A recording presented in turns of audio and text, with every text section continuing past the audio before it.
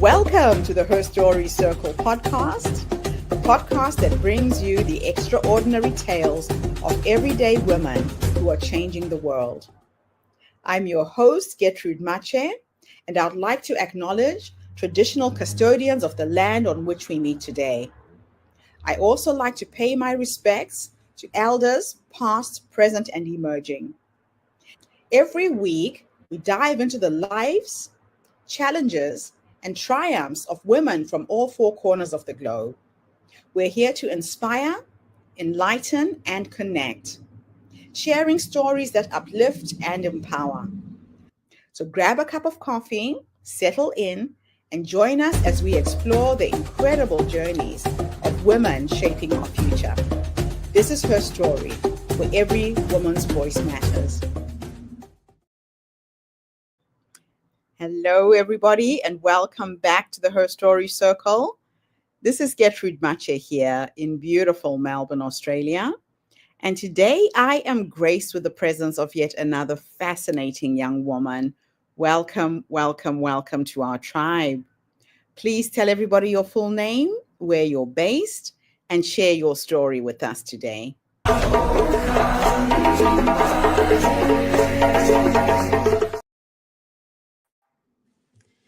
Beautiful. Thank you so much, Gertrude. My name's Miranda Marriott, and I am in Melbourne, Australia also.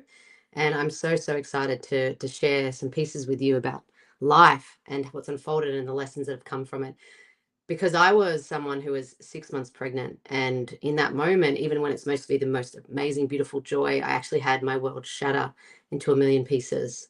I found out my husband was cheating. My business dreams collapsed in that moment. And I faced the terror of even being a homeless single mum. My biggest nightmares that I had were right in front of my face. And I woke up to that reality every day. But that breakdown became the portal to my biggest breakthrough. And I want to share the bit of that story today and give you a bit of hope and inspiration as well. You see, for so long of my life, I was someone who tried everything to fix myself, tried everything to become this motivated, successful woman. But all it led me to, with all of that I tried, was this point in my journey when I was 6 months pregnant, thinking I'd conquered the world, thinking I'd had my husband of 10 years, thinking I was about to have my baby when I was 6 months pregnant. I was in a good, successful job, paid well, and I was going to launch my business and this coaching business that I had dreamed since I was 16 years old. And all of a sudden, when I found out the news my husband was cheating and we couldn't work it through, my just world and everything I put my self-worth into shattered, as I mentioned. And I was depressed. I was low. I felt like I was a failure coach. I didn't think I was ever going to get out of this pit. And it's something that is so painful and horrible when you get into a position like that, when you've tried everything to get out of a position like that and to create a successful life. I'd studied psychology for 8 years because I wanted to do deep emotional work and have an incredible relationship. I'd studied PT, health, emotional eating, done all this diet work, but I was in this place where I had the worst health and body in my life also. I worked so hard to have these incredible jobs or to build myself up to be this successful coach. And in that moment when I was about to launch it, I was so depressed and suicidal that I couldn't get up out of bed, let alone run a business like that. And everything I had tried to fix and figure out, and this sort of struggle strategy way to get my life back on track, was actually ending up taking me further down this deep hole that I was building for myself. And it didn't even just stop in that point. I got a little bit of courage and I started my business when my son was 6 weeks old. But then for 3 years, I felt like I was on this endless hamster wheel in this battle of trying to uncover how to make my business work, how to make abundance for my son and I. But it actually led me to, even at 3 years on of that pushing and striving and running, it actually led me back into this place where I got into $20,000 of debt with these coaches that actually ended up spinning and getting me further down into this drain. And I ended up, as I said, facing down the barrel, being a homeless single mum, which was my second fear in my life. My first one was to be divorced and cheated on. The second one was to be a homeless single mum on the poverty line. And I was nearly going to create both of those. And at one point in this this moment, I basically just like cried out to God or the universe or whatever was out there. And I just said, I need help. I have tried everything in my power. I've tried to do all these pieces to create this life of my dreams. And I've actually ended up creating a nightmare. Please, like, what am I missing? Help. And in that moment, someone, actually, not even like, I think it was a day or two later, someone who knew someone ended up telling me that I should join this training. And it was the super conscious training. And I'd heard about it before, but I'd put it aside because I was in this strategy, structure, hustle mode. And I thought it was a bit weird. I wasn't going to do it. But it came at this point and I was like, I need to try this. I need to give this a go. I don't know what else to do. And when I worked into this super conscious work and I worked into this energetic realm, I hadn't really done any of that before. I started to use in that 1 month my intuition. And when I was led by my intuition, was something I squashed for so long before. And when I started to use that and I started to come from a place of my heart and service, not desperation and money and trying to get it from all these people, but I started to see how can I serve these people and my clients and coach them. And I also started to look at how do I feel abundant, even though I'm physically not abundant in this reality. When I did that for that 1 month, I had my first $20,000 month. And I never went back ever again in my finances, in my business.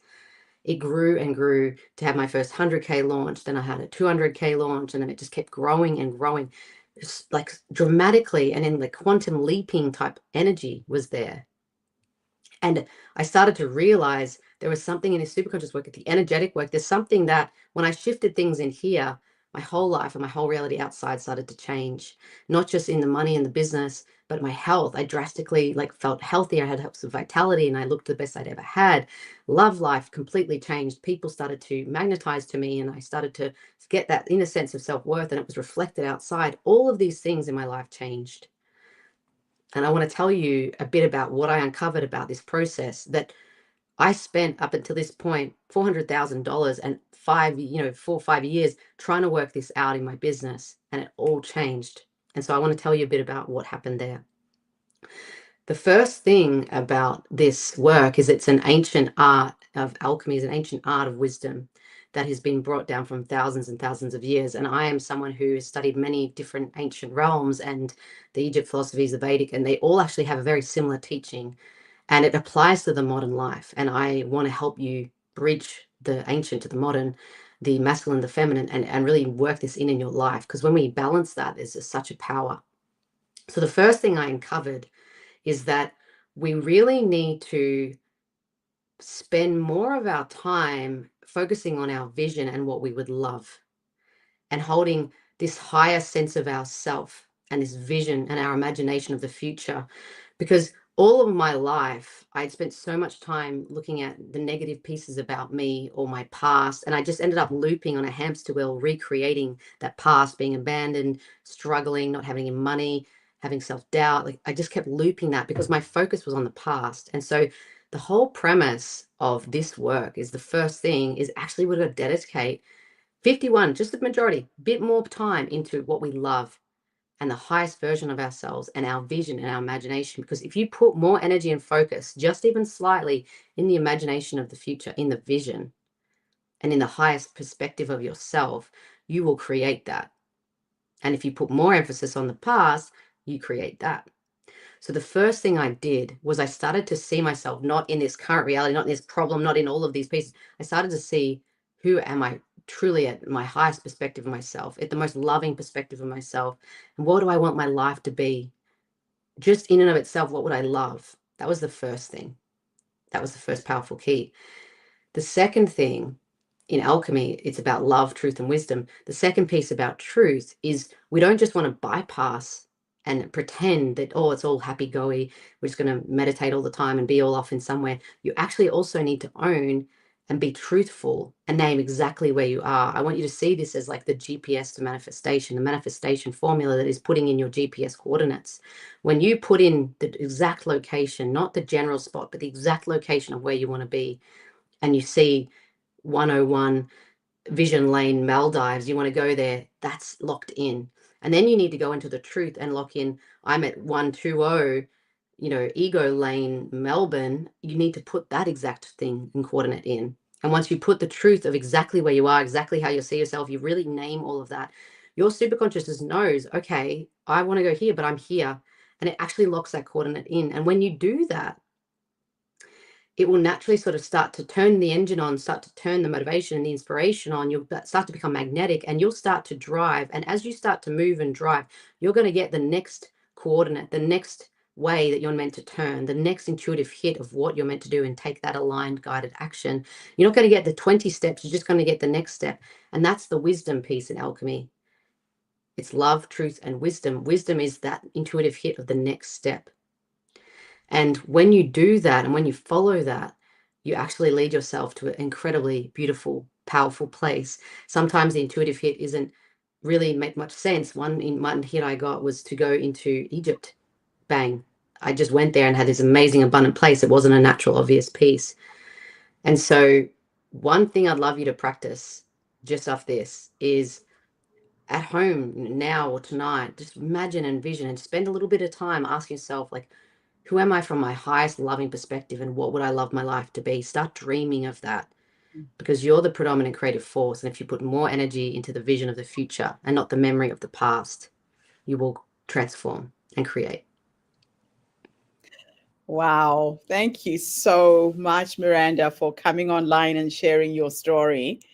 It is Yeah. so inspiring to meet someone who has such a level of clarity, but a simple process that others can follow. You know, Mm, as you were speaking, I remembered a quote that said, if you set a ship on a course in the sea without a destination, would it ever get there? mm, And it's very true. A lot of times we don't manifest our dreams because we don't know where we're going. We're not mm, clear what mm. the end picture looks like, what that end vision is like. Yeah. You Yeah. have on quite a journey and you've helped women unlock 20,000 K launches. What is the secret behind these results? I think one of the biggest things, and you just actually mentioned that in your analogy of the ship, we're not even just not putting on a location and driving endlessly. We're actually in reverse and trying to look at our past and run away from it or recreate something else. And I don't know about you, but you try and drive in reverse. It is the most confusing, complex, difficult thing. You end up just smashing. And not even just that, you actually end up having your 3-year-old self who's made all these decisions about you and your life and all of your unconscious. You've actually got a 3-year-old in the front seat driving in reverse underneath, like even being able to see anything, and you're thinking, why am I creating a drama and a nightmare? Because you've got that part of you driving your life. So it's actually not even endless and aimless. It is a 3-year-old reversing through life trying to get into where they want to go. It's so for me, when I had all these dramas and I was creating the opposite, all of it, even the psychology study I did or all whatever it was motivated from my past and I was trying to fix my past, fix myself, all of it saying I'm a problem, and it just ended up driving me deeper into that problem. So the moment I actually is like, okay, let's imagine I'm actually not a problem and I'm all good and I'm worthy and I'm abundant and the universe loves me, and like let's not imagine the universe even hates me and is like distant. I just started to imagine that, play as if that happened, and in 1 month everything changed. There was a before and after moment for me. That was it. And that's not to say I haven't challenged with things or not struggled, with anything, but I know how to navigate it now because I'm like, oh, my 3-year-old's in the car. Okay, come on, get back here. I'm gonna back in here. I know what to do the second dramas happen, you know? Oh, man. So, how do you define soul alignment in business and why does it matter? Matters so greatly, not just in business, in life. I believe, and the premise of this work too is that in a lot of the ancient wisdom is your true nature and purpose is the most important thing in your life because we have come here as a genius being. And when we are acting as a genius, we're acting in alignment with who we truly are and our true nature and purpose. Everything opens, not just business, abundance, whatever, our love life, health, everything that is meant for us happens naturally when we are being ourselves.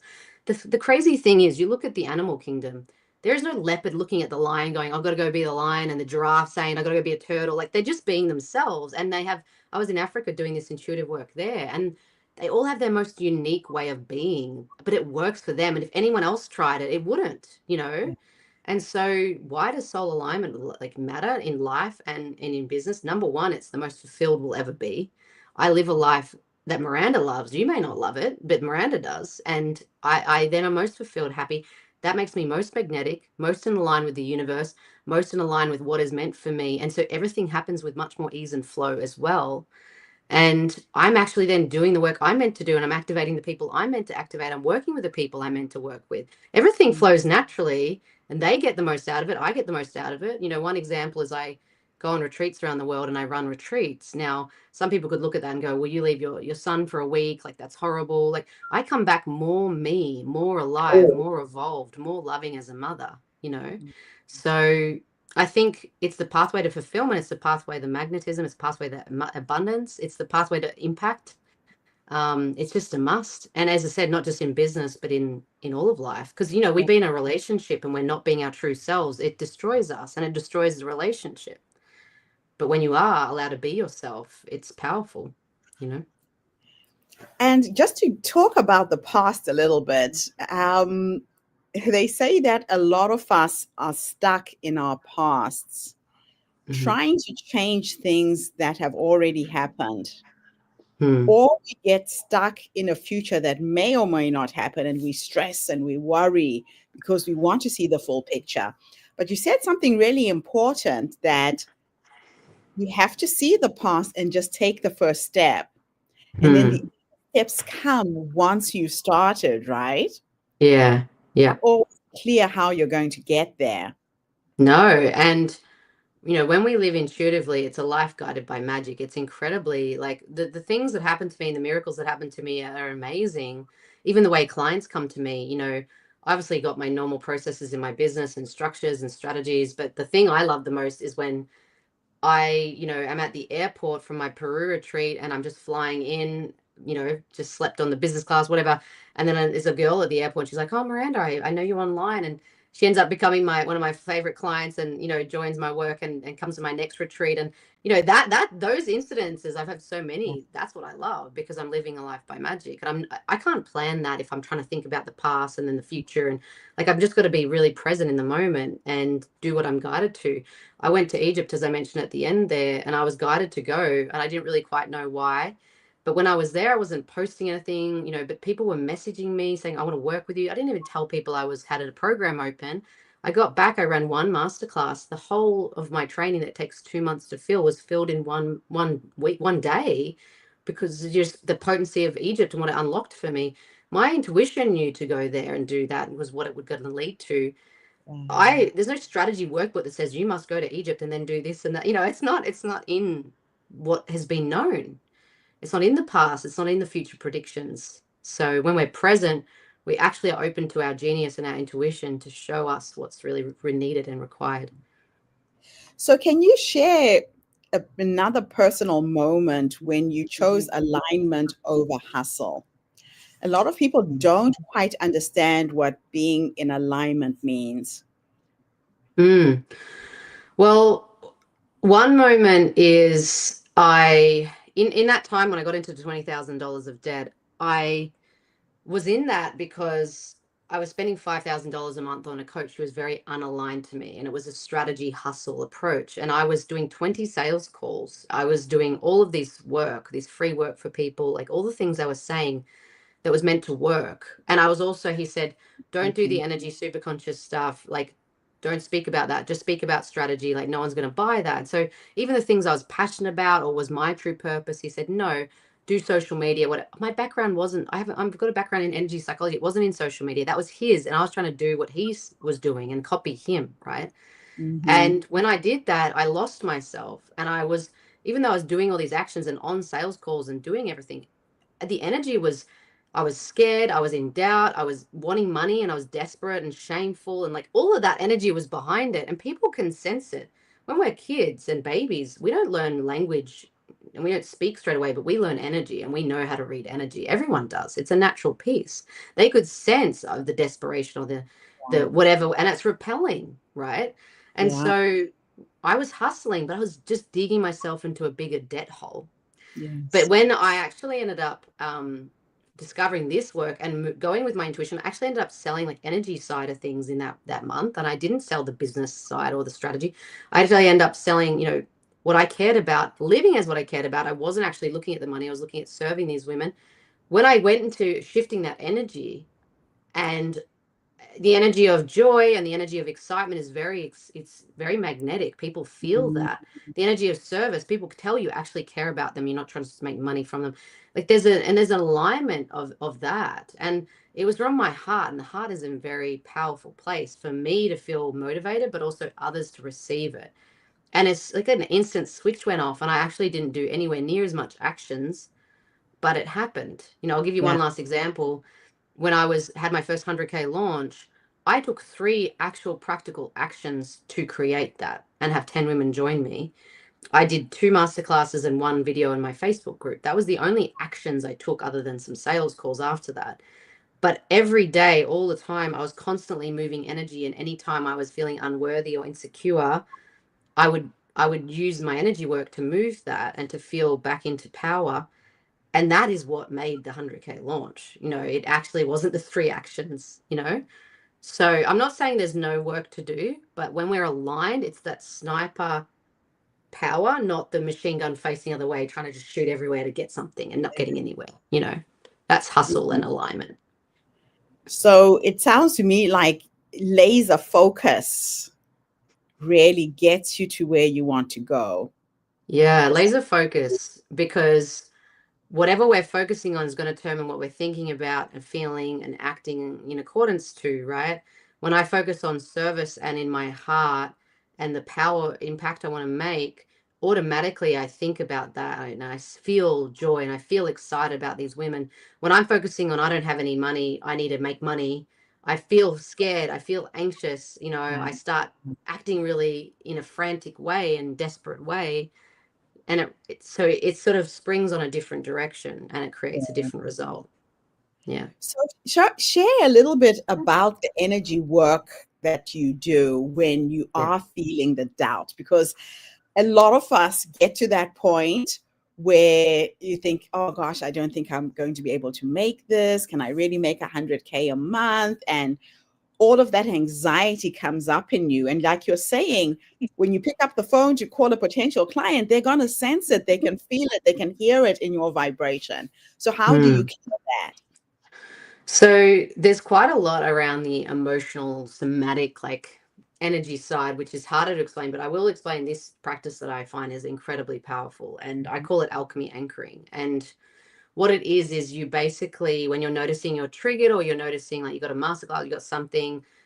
Even I was running my event the last 3 days, and I, in the middle of it, got like, oh, a bit scared. They're getting a bit overwhelmed by this. I don't know if this is going off track. Like, you just go into a truth circle, and you just say whatever your fear is, whatever you're worried about, what the worst case scenario is. Like, I like to do it out loud, but you can write it. But it's Mhm. really just to clear that energy, because the moment you make the unconscious conscious, it actually already takes a lot of the power and the charge out of it. So when I was Mm. trying to run my Fiji retreat, and there was no one buying after 6 weeks, and I'd put $20,000 down on the retreat, and I started to get really afraid of no one's going to sign. And so I did a truth circle, and it was just a 3-minute thing. And I just spoke out, like, I feel no one's going to sign. I'm going to lose this money. I'm teaching about money, and I'm going to be out of money. Like, why am I doing this? How ridiculous. Like, I just did the big worst case scenario, and I'm like, I'm trying to get a refund. I don't want to even run it. Like, that was my fear and my ego and my 3-year-old self, like, speaking, right? So Yes. I would do that. And then I did a vision circle after that felt done. And my vision was like, well, why do I want this? I want this because I want to transform. I love travel. I love transformation. I love coaching. I want to go there with them. I do want to choose this. I do want to have this transformation for myself as well. I want them to see business through my eyes and the feminine approach to business. And so when Yeah. I chose that, I was like, I'm going to do this retreat. I'm not going to try and get a refund. Like, I'm in this, and women will come that are in it too.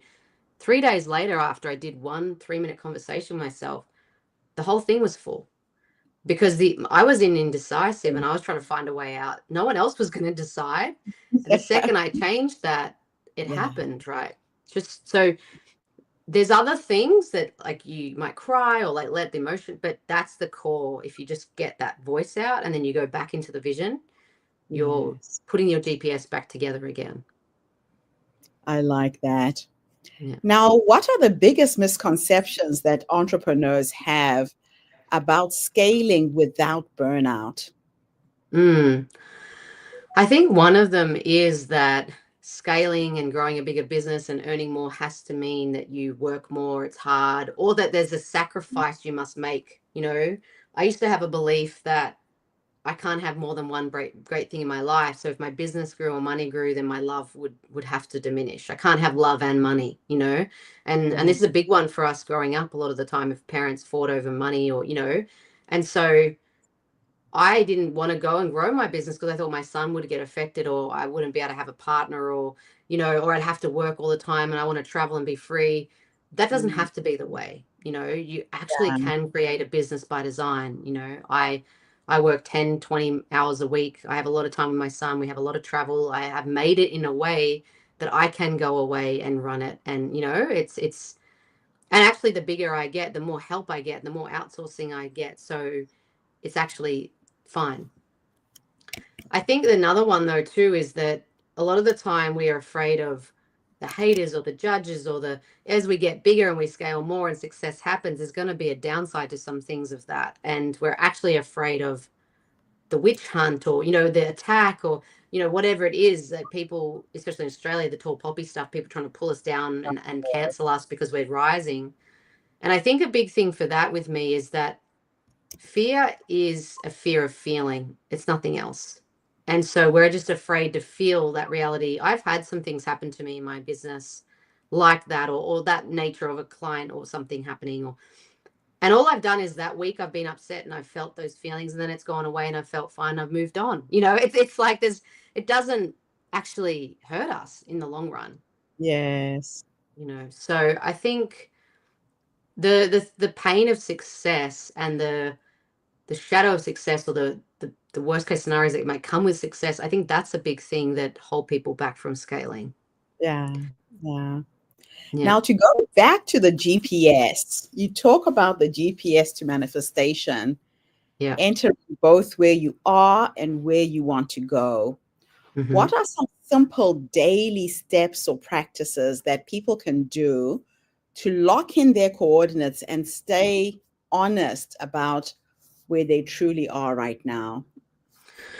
Yeah. Well, one in the morning is, and this is a practice that I'm most devoted to, is that, in the morning I'll say for even 10 minutes, like 10 things that I'm focusing on. It'll be sort of 7 to 10 that I'm choosing to create. And they're my like lock in GPS coordinates of I'm wanting this, I'm wanting that, I'm wanting this. And Mm, then through the day, as I'm going about my day and I'm going to create those things or whatever I'm creating or anything leading to that, I will get triggered. Our ego is our default. Our unconscious is constantly in fear and vigilance. It's going to see something and always revert back to fear and not believe in the vision. It doesn't want us to go to the vision. It wants to live the past. That's safe. This is not safe.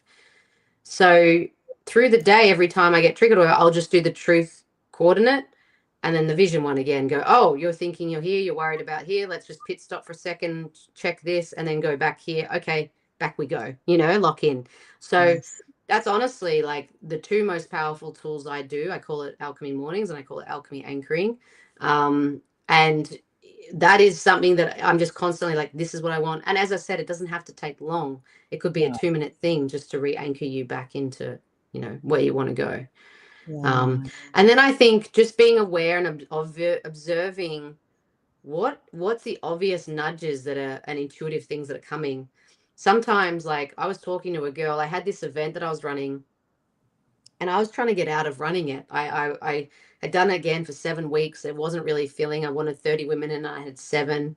And I was a week away from running it and I was still trying to get out of it. And I did the coordinates thing of like, okay, why am I doing this? Like, what do I actually want this for? And I actually started to get excited about why I wanted Mhm. it. Yes. And I set the coordinates in. And then the next day I was having a conversation, just a friend, we were having a chat, and she mentioned something about this giveaway that she'd learned about and a strategy about a giveaway. And Oh, instantly I was like, that's what I've got to do. And it wasn't like God said it. It was just an obvious thing of that's the next step for this. And I did it straight away. I acted on it. And this is a big thing, acting on our intuition straight away or as soon as we can. And then that next couple of days, the whole thing was filled with the 30 women that I wanted.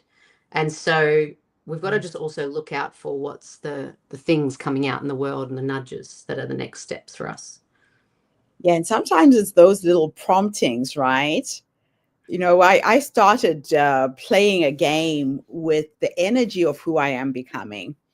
And I talk to her. I know who she is. I know what she's achieved. I know where she's standing financially. And when I get stuck in getting to that goal, I go into my meditation and prayer and I say, so what is the next step? And for Mm, me, I believe we're wired with all of the knowings. We know how to get there. We've just mm, forgotten. mm. Sometimes I will wake up the next morning, I'm in the shower and I have those light bulb moments and I know Yeah, exactly what the next yeah, step is. yeah, Or like what you just said, I talk to people about what I'm working on. And then one person gives me a piece of the puzzle and the next one. By the end of the week, it all comes together, but from random people who said yeah, certain things. yeah, yeah. Being very aware of who's around you, what are they saying? The clues are all around us. Mm, mm. Have to be present. You have to tune in to hear them. Yeah. And I think we're very innately, like you said, it's in us and we're innately wired in this way. Obviously, we can hone in on the skill, and I've done like 5 years of doing that. But, there was one time I was at very early in my business, and I didn't know what I know now. We Yeah. often have untaught our intuition. And I knew I had to go to this networking event. I didn't know why. I just knew I had to go. And I went, and at the end of it, there was no one said anything, nothing. I was like, and I went to the bathroom. I'm like, universe, God, like, why am I here? Tell me, you said I was meant to come. So I'm still holding that intention. I get out Yeah. of the bathroom and I meet a guy from this FM radio. He invites me to a networking event. I go there and I meet a woman who gives me a year worth of clients. That's why I was meant to go. And I Wow. didn't know how to do the steps, but it was in there. So yeah, it's just Yes. being aware and present, like you said. I love it. Now, Mm. you described two things a little earlier. You described the truth circle and the vision circle as Mhm. tools for clearing emotional energy and reconnecting to purpose.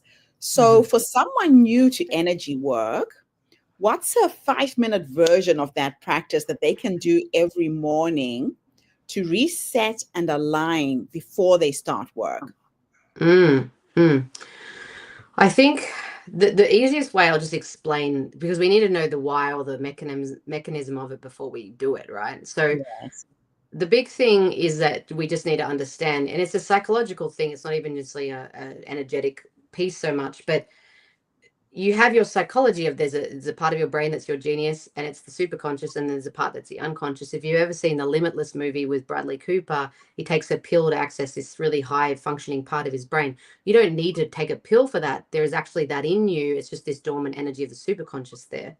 Mhm. So you have these two parts to your brain. There's two parts to your personality. The superconscious, which is your highest potential, and then your unconscious, which is your childlike past decisions that you'd made and ran your life with.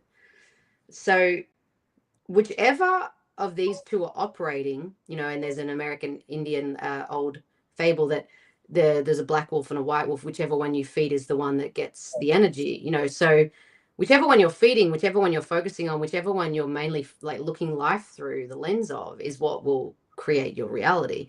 And I like to Wow. see it as a seesaw.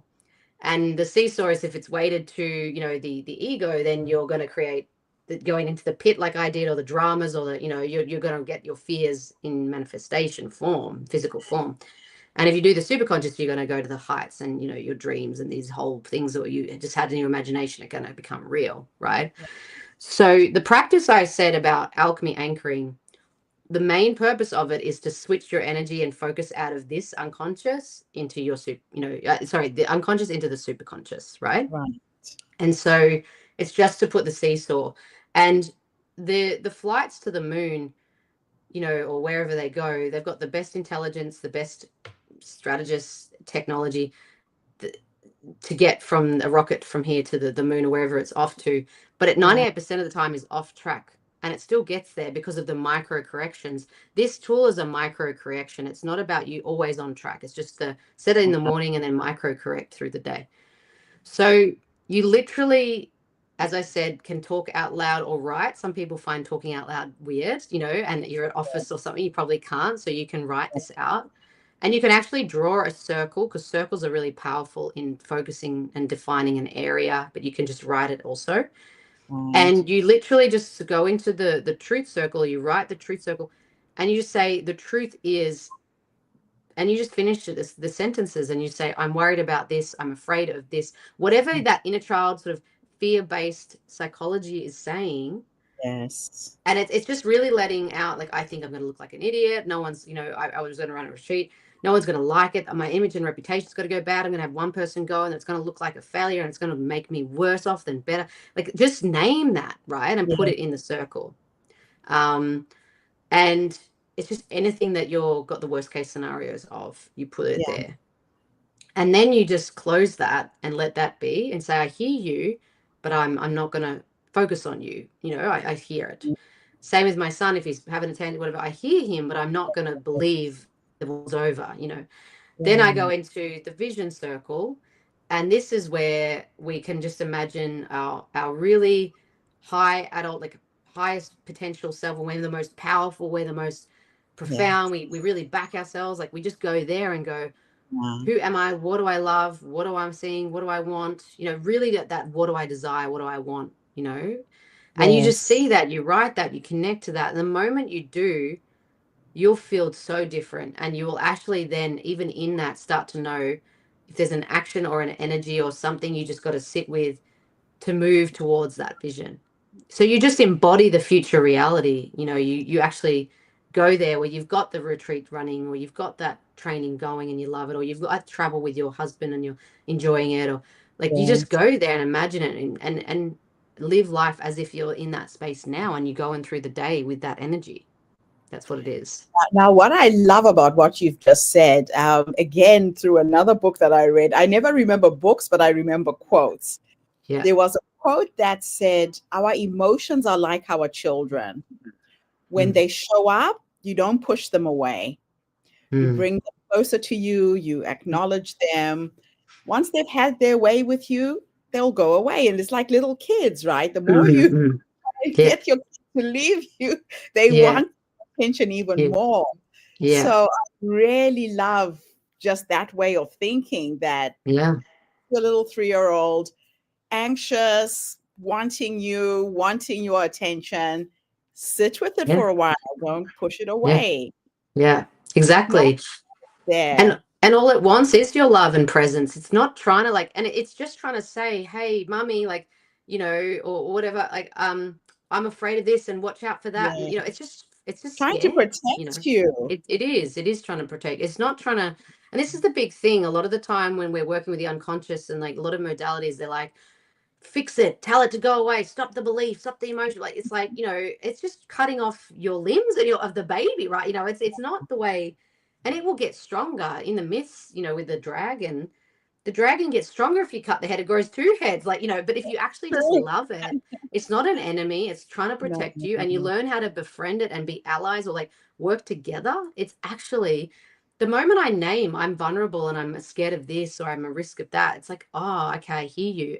But, and I know that's a possibility, but I'm still going to go for this because it's also a million possibilities that all these other things will happen.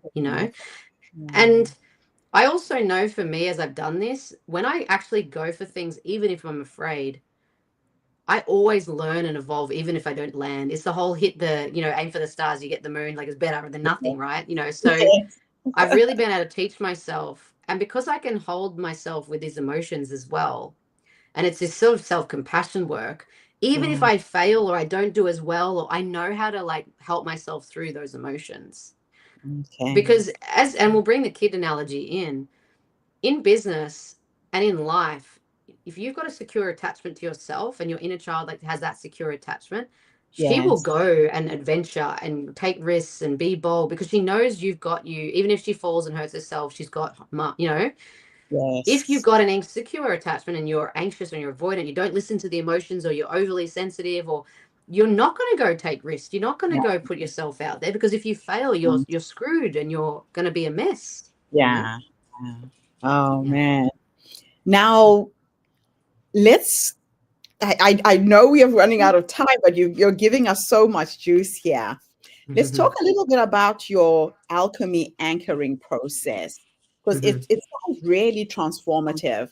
Can Mm, you walk us through how someone could use this method in real time when mm. fear or doubt arises? For example, just before a big launch or a sales call, what can somebody do? I think the biggest thing about it, beyond what I've said with it before, is that the main piece you need to understand is you really want to get to not the fluff around your fear, but what is the core fear, you know? Okay. When I was running my retreat in Bali, it was my first overseas retreat. Yeah. I was doing this work and I was worried, thinking about it and things, but I wasn't not getting to the core fear of what was really my fear driving this launch, because it was stuck for Yeah. 6 weeks. No one was joining. And what I saw when I looked at it, I said, what's the core fear? And I did the truth circle about what's the core fear, not just the other fears, but the deepest one. I realized it was my image and my reputation. And if I had one person or something come, it would mean I looked like an idiot and my whole business could go backwards from this, not forwards.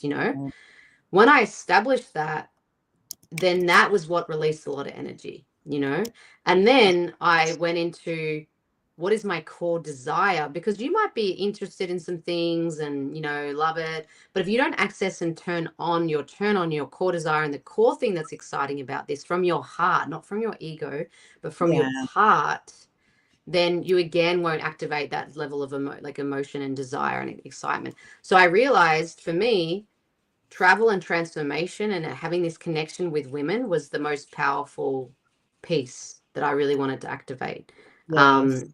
as a core desire there. Yeah. So really, when you're going into the anchoring, you can say the worst case and the fears and blab on about things, but you really want to get to the heart of it. I'm going to use one more example. When I was in my Bali retreat, and I actually, I filled it and it was running well. I have this magic trick I show, which is to prove this work and to teach this work. And it's a potato. You have a raw potato and you put a straw through a raw potato. It's a very impossible thing to do from a physics perspective. I actually have done it with a sweet potato, a raw sweet potato, a big thick one, Right. right? Okay. And I put a paper and a plastic straw through it. It's to prove that magic and this energy work is more real than the physical, right? And anyway, I'm sitting there and I'm showing them. Now, I have not ever done this in person with people. I've always done it online, and it was much more confronting in person. And I was in Bali and I was doing it 10 times and it hadn't gone through. And I'm sitting here and these women have paid 10K whatever to be at my retreat, and I'm showing them that this is not happening and it's not working. And I felt horrible. It never had happened like this before. I've done this so long and I always do it straight away. And then I was like, oh, those straws in Bali are worse. Or, I was just trying to make up things, right?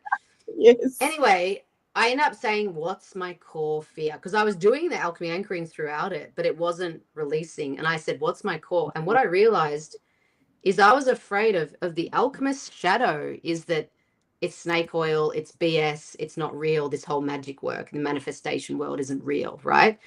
And I Yes. was afraid that I was showing them that. And so as soon as I exposed that core fear, I already felt relaxed and I was like, oh, that's what I'm worried about. That's what it is.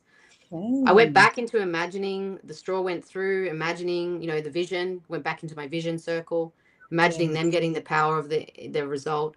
And I went bang and it went straight through. And because I accessed that core fear, not the other things, Yes. it released my power. It released the energy that was tapped there. I just want, last thing, think about it as, when you're a kid and you think there's a boogeyman in the room, you turn the light on and you realize there's no boogeyman. When we turn the light on our fears and we make it conscious, we realize it actually doesn't have power, you know? So Yeah. when you're doing alchemy anchoring and you're doing the truth, you're not just saying everything. You're going to ask, like, what's the core fear? And then Okay. what's my core desire? Yeah. And you're in the I vision. love that. Mm. Let's end with two last questions. Mm-hmm. The one, I want to take you back to the younger you, that young woman who had just found out she was pregnant and her whole life has collapsed, marriage Mm. is gone. If I could take you back to that moment and you could have a conversation with that frightened, confused young woman, Mm.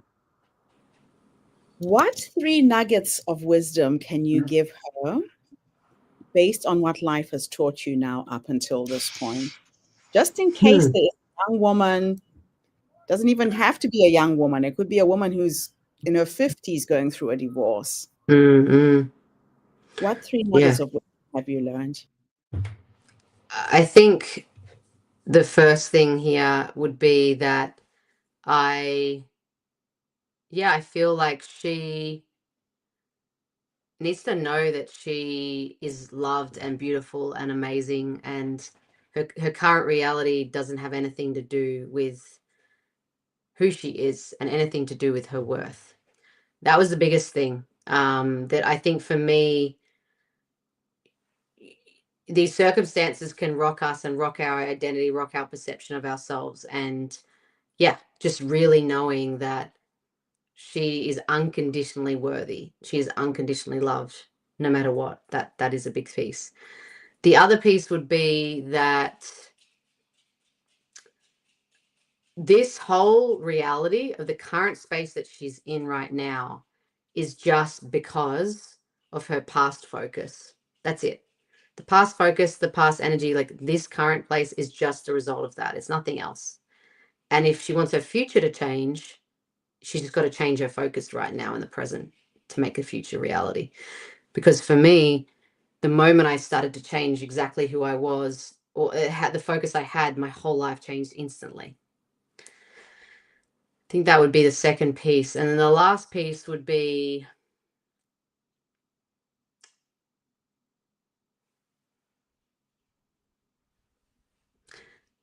I think that, this is going to be the biggest lesson. There was a song I used to hear at that time, and it was saying the wave that was meant to crush you is be the wave that will lift you high. And I know from now this perspective that this very thing and this most painful part of my life has actually been the most instrumental in creating me and who I am, and the success and the elevation, or the power I've now had. It has been from this really dark time, big time. So yeah, to know that this will be a completely different reality, and you can use this for the greatest good as well when you really know how to shift that. I absolutely love that. You're really showing us how we can transmute our most painful experiences and reframe them and see them as a blessing. Yeah.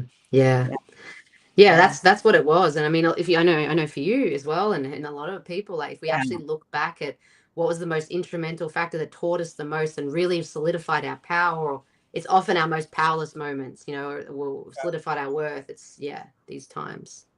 Yeah. That is so true. Yeah. Last question is futuristic. As an Yeah. alchemist, I know you can teleport through different timelines. I'm going to Yeah. take you into the future, and we are going to go and sit with a 90-year-old you. Hmm. She is sitting in her rocking chair, surrounded by her children, her grandchildren, whoever's with you at the end, or maybe you're on a dance floor with science and technology. I don't see you sitting in a rocking chair. Yeah. But Yeah. if we could go into the future to have a Mm. conversation with this wise woman who has led you up until this point, Mm. what will you say to her when you finally meet her? Mm. What will the wise woman say to me? No, what will you say to the wise I just say woman to when her, you yeah, meet her? yeah. I would firstly say I'm just in awe and in honor of you, and the yeah, the wisdom keeper that you are, and the life that you've lived, and the dedication and the devotion that you've had to your mission, your work, your craft, the love in your life. Like I'd firstly just be in complete honor and awe to her. Um, and there's been a big part of me really practicing a lot of that, like lately, of the ancient wisdom that I have now got, or my mentors, or yeah, there's just been such an honoring and a reverence, for the lineages that and my ancestry, and that. So I'd have a lot of, yeah, love and gratitude for her and the power.